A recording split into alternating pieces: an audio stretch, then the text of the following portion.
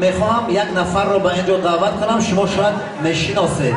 معلم انگلیسی فهمیدگه؟ مرحبا، معلم انگلیسی استاد همه ما و شما اسماعیل حسین زاده.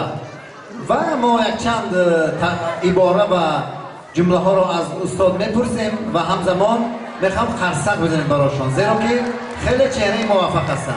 مرحبا.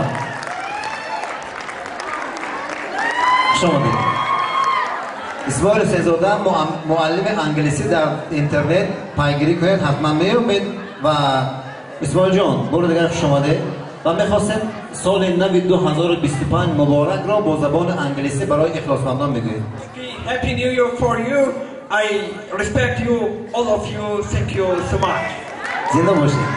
و میخواستیم که 4 مصرع شعر عاشقی بخوانید، زیرا در برابر معلم بودن خیلی شعر و زیبا میخوانید. فرمان باشه.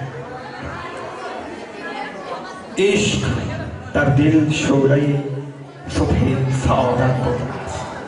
عاشقی احساسی بخشش های قسمت بوده است. در جهانی عشق بود و دولت دنیا نبود، آن همه بی دولتی ها خوب دولت بوده است.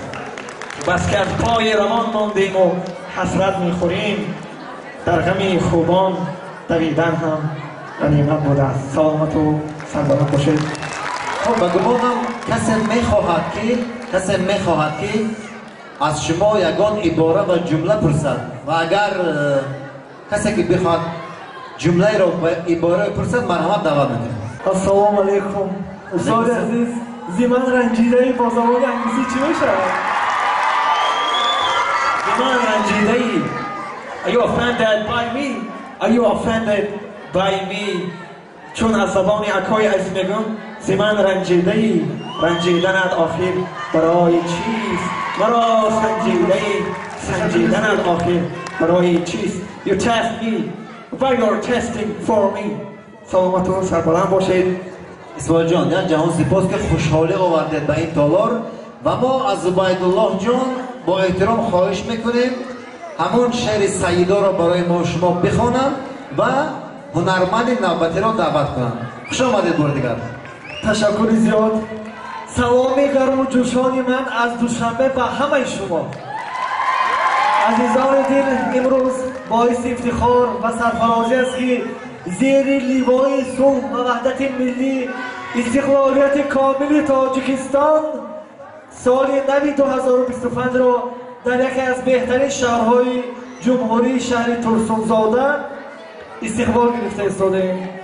واقعا باعث افتخار و شرفمندی است.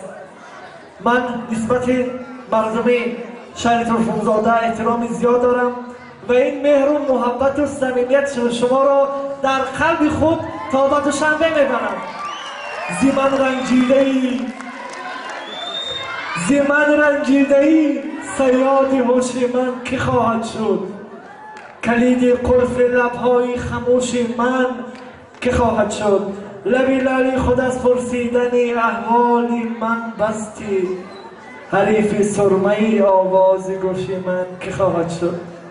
بس از جامعه خریدم باده از میخانه چشمت ببستی در برای می فروش من که خواهد شد؟ اینجا با فکرم رنجیدگی ها بسیارم. خدا کنه که هیچ وقت زی همدیگر نرنجید، دوست بمانید، اتفاق بمانید.